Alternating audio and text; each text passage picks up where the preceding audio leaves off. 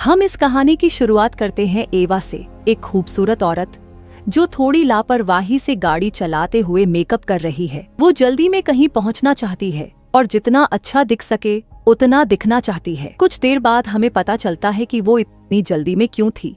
एवा एयरपोर्ट पहुंचती है जहां वो पीटर हैमिल्टन को पिक करती है, जो एक बहुत ही महत्वपूर्ण क्लाइंट है जिसे वो इंतजार नहीं करवा सकती थी। गाड़ी स्टार्ट होते ही हमें एहसास होता है कि दोनों के पीछे एक लड़की मोटरसाइकिल पर लगी हुई है। रास्ते में पीटर अपने बारे में डींगे मारता है और प्लेन से लाया हुआ अल्कोहल पीते हुए एवा के साथ फ्लर्ट करने की कोशिश करता है, क्योंकि वो उसे बहुत खूबसूरत लगती है। कुछ देर बाद एवा भी खेल में शामिल हो जाती है और गाड़ी रोड से हटाकर पार्क करती है। फिर वो पीछे वाली सीट पर चली जाती है जहां पीटर को लगता है कि आज उसका लकी डे है। उसी समय मोटरसाइकिल वाली लड़की एक डिवाइस से थोड़ी दूरी पर बैठकर सब सुन रही होती है। पीछे की सीट पर एवा और पीटर बातें कर रहे होते हैं, लेकिन फ्लर्टिंग वाला माहौल अचानक खत्म हो जाता है जब एवा एक गन निकालकर पीटर पर तान देती है। पीटर को लगता है ये सब मजाक है, फिर भी वो अथॉरिटीज को कॉल करने की कोशिश करता है, लेकिन उसी वक्त एक गोली उसके हाथ को चीर देती है और उसका फोन टूट जाता है।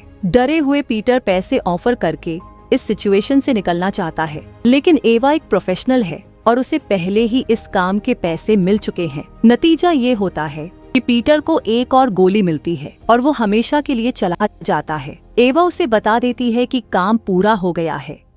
फिर वो अपना डिस्गाइज हटाती है और फ्लाइट पकड़कर घर वापस चली जाती है। इधर हमें लायन से मिलवाया जाता है, जो एक एक्सपर्ट असैसिन है और उसी एजेंसी से जुड़ा हुआ है जिससे एवा है। उसे एवा पर नजर रखने के लिए रखा गया है क्योंकि उसके साइकोलॉजिकल रिस्पॉन्सेस काम के बाद चिंताजनक दिखे थे। थोड़ी दूर एवा एक बार में जाती है लाइव म्यूजिक सुनने के लिए। शो खत्म होने पर वो सिंगर से मिलती है जो उसकी बहन जूडी निकलती है। जूडी गुस्से में है क्योंकि एवा अपने पिता की मौत के बाद गायब हो गई थी और सब कुछ अकेले जूडी को संभालना पड़ा। बहनों में बहस होती है और हमें पता चलता है कि एवा अपने परिवार से 8 साल से दूर थी। ये सब उसके हस्बैंड और 2 बच्चों की मौत के बाद हुआ था, जिनकी जान एक ड्रंक ड्राइवर की वजह से हुए एक्सीडेंट में चली गई थी। इसके बाद एवा ने खुद को पूरी तरह अलग कर लिया और आर्मी ज्वाइन कर ली।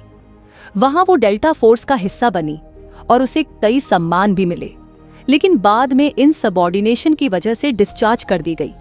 इसके बाद वो एल्कोहलिक बन गई। जूडी को खुशी है कि एवा ने अल्कोहलिज्म छोड़ दी, लेकिन वो गुस्से में है कि उसने परिवार को छोड़ दिया।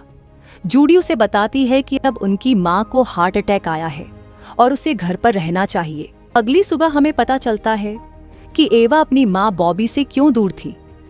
बॉबी बहुत ही तुनक मिजाज औरत है जो अपनी बेटियों के हर छोटे बड़े फैसले पर ताने मारती है और कभी किसी बात से खुश नहीं होती। कुछ दिन बाद एवा दुनिया के दूसरे हिस्से में एक नए टारगेट के लिए पहुंचती है। ये टारगेट है सऊदी अरेबियन आर्मी का एक जनरल। एवा उसे सटल तरीके से हेरोइन का ज्यादा डोज उसके टो में इंजेक्ट कर देती है। ये असर करने में 20 मिनट लेता, लेकिन प्लान बिगड़ जाता है जब गार्ड्स दरवाजा तोड़कर अंदर घुस आते हैं। मजबूरन एवा उसकी गर्दन काट देती है और फिर गार्ड्स से भिड़ जाती है। कई गार्ड्स को मारने के बाद एवा जनरल का खून अपने चेहरे पर लगाकर खुद को विक्टिम की तरह दिखाती है और लॉबी तक पहुंच जाती है। वहां वो गार्ड से कंफ्यूजन ग्रेनेड्स छीनकर ब्लास्ट करती है और इसी डिस्ट्रैक्शन का फायदा उठाकर निकल जाती है। काम पूरा होने के बाद एवा नॉर्मंडी पहुंचती है जहां वो अपने एजेंसी कॉन्टैक्ट ड्यूक से मिलती है। एवा उससे शिकायत करती है कि गलती की वजह से गार्ड्स को शक हुआ। ड्यूक कहता है कि ये बस एजेंसी की एरर थी, लेकिन एवा मानती है कि एजेंसी कभी गलती नहीं करती। उसे लगता है कि एजेंसी ने उसे मिशन में मरवाने की कोशिश की, लेकिन ड्यूक गुस्से में है क्योंकि उसने रिकॉर्डिंग्स सुनी है। वो एवा को डांटता है कि टारगेट से सवाल मत करो, तुम्हारा काम उन्हें एलिमिनेट करना है, उनका साइकाइट्रिस्ट या दोस्त बनना नहीं। बॉस्टन में एवा हॉस्पिटल जाती है अपनी माँ को देखने। तभी वहां उसकी मुलाकात माइकल से होती है, जो अब उसकी बहन जूडी का बॉयफ्रेंड है। ये एवा और माइकल के पुराने रिश्ते की वजह से अजीब सा माहौल बना देता है। इधर एजेंसी का साइमन ड्यूक से मिलता है। वो एवा पर गुस्सा है क्योंकि वो टारगेट से बातें कर रही है। साइमन कहता है कि उसका काम उन्हें किल करना है, ना कि उनसे बातें करना। ड्यूक एवा के लिए कुछ समय निकाल लेता है ताकि वो आराम कर सके और अपना दिमाग ठीक कर सके। लेकिन असलियत ये है कि सऊदी अरेबिया वाले मिशन में एवा के साथ गद्दारी साइमन ने की थी ताकि वो मिशन में मारी जाए। साइमन की बेटी कैमिल वही लड़की है जो मोटरसाइकिल पर एवा को फॉलो कर रही थी। उसी से साइमन को पता चला था कि एवा अपने टारगेट से बातें कर रही है। इधर एवा पर नजर रखने वाले एलन को डायरेक्ट ऑर्डर मिलता है कि वो एवा को तुरंत किल करे। लेकिन एवा कन्फ्रंटेशन में जीत जाती है और फिर ड्यूक से सीधा पूछती है कि एजेंसी उसके खिलाफ हो गई है क्या। ड्यूक उसे बताता है कि साइमन ने उसे कुछ फ्री टाइम दिया है, लेकिन अगर ऐसा है तो दोनों खतरे में हैं। रात में जूडी एवा के कमरे में आती है और उस पर चिल्लाती है। वो बताती है कि उसका माइकल से झगड़ा हुआ और उसे लगता है कि माइकल अब भी एवा को नहीं भूला है। एवा की मौजूदगी ने उनके रिश्ते में दिक्कत डाल दी है। जूडी बताती है कि रात के 12 बज चुके हैं और माइकल अब तक घर नहीं लौटा। वो मानती है कि माइकल कंपल्सिव गैम्बलर है और पिछली बार जब वो परेशान था तो एक कैसीनो में गया था जहां उसे अपने कर्ज की वजह से पीटा गया। सुबह एवा सीधे अंडरग्राउंड कैसीनो पहुंचती है जो टोनी का है। माइकल वहीं होता है और टोनी उसे छोड़ने से इनकार करता है क्योंकि उसका बहुत कर्ज है। एवा सिक्योरिटी गार्ड्स को पीट देती है और टोनी की गर्दन पर नाइफ रखकर माइकल को छुड़ा लेती है।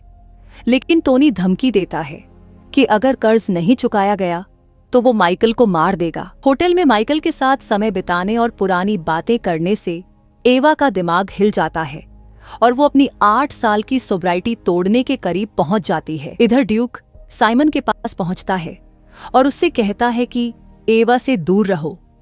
साइमन मानने से इनकार करता है तो ड्यूक उसे गन से धमकाता है। तभी कैमिल पीछे से आकर गन छीन लेती है, लेकिन तभी साइमन की छोटी बेटी आकर ड्यूक की गोद में कूद जाती है। ड्यूक इस मौके का फायदा उठाता है और कैमिल को डिसआर्म कर देता है। साइमन से लड़ाई बहुत इंटेंस होती है। साइमन की ताकत ज्यादा है, लेकिन ड्यूक का तजुर्बा भारी पड़ता है। उधर एवा अपनी माँ से सुलह कर रही होती है और बताती है कि वो अपने पिता की मौत के बाद क्यों गायब हो गई थी। उसका बाप एक मॉन्स्टर था जिसने उसके साथ अब्यूज किया था और इसी वजह से वो घर छोड़कर चली गई थी। इधर साइमन ड्यूक की लाश लेक में फेंकते हुए वीडियो बनाता है और एवा को भेज देता है। एवा ये देखकर गुस्से से भर जाती है क्योंकि उसका मेंटर जिसकी उसने सालों इज्जत की थी उसे लेक में बेकार चीज की तरह फेंक दिया गया था। उसके बाद एवा माइकल के पास जाती है और कहती है कि वो दोनों अपने प्यार के नाम पर भाग सकते हैं, लेकिन माइकल कहता है अब देर हो चुकी है, जूडी प्रेग्नेंट है और अब उसका प्यार उसी का है। इसके बाद एवा टोनी के पास जाती है और उसके कई गार्ड्स को मारकर उसे एक बैग में वो पैसे देती है जो माइकल का कर्ज था। वो उसे बताती है कि उसने अब तक 41 लोगों को पैसों के लिए मारा है और अगर वो उसका परिवार छोड़कर दूर नहीं रहा तो अगला वो खुद होगा। होटल वापस आकर एवा शराब पी लेती है और मिनी बार की कई बॉटल्स निकालकर बैठ जाती है। वो सोचती है कि अपने सिर में गोली मार ले और सब दर्द खत्म कर दे, लेकिन तभी दरवाजा खुलता है और साइमन अंदर आता है। वो गन निकालता है, लेकिन एवा फायरिंग शुरू कर देती है। एवा कहती है, अगर तुम 1 मिनट बाद आते तो अपनी जान बचा लेते। साइमन हंसते हुए कहता है कि ये अफसोस की बात होती, क्योंकि उसे अपने टारगेट्स को क्रूल तरीके से मारना पसंद है। वो ये भी कहता है कि ड्यूक बहुत डिसअपॉइंटेड होता ये देखकर कि एवा ने मिनी बार खाली कर दी। ये सुनकर एवा गुस्से से भर जाती है और पीछे से साइमन पर हमला कर देती है। दोनों में भयंकर फाइट होती है और अपार्टमेंट तहस नहस हो जाता है। आखिर में दोनों थक जाते हैं और वहीं रुक जाते हैं। एवा मौके का फायदा उठाकर साइमन का मजाक उड़ाती है कि वो उसे टारगेट से बातें करने की वजह से मारना चाहता है, लेकिन खुद जब से कमरे में आया है तब से नॉन स्टॉप बकवास कर रहा है।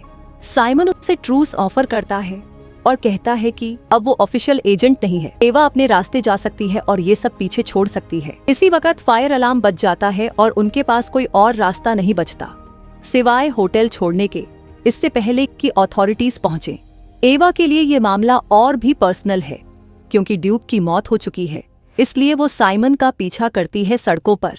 साइमन को जब उसकी मौजूदगी का एहसास होता है तो वो भागना शुरू कर देता है। कुछ देर बाद वो ऊंचाई से रेत के ढेर पर कूद जाता है, जिससे उसका पैर चोटिल हो जाता है और उसकी रफ्तार धीमी पड़ जाती है।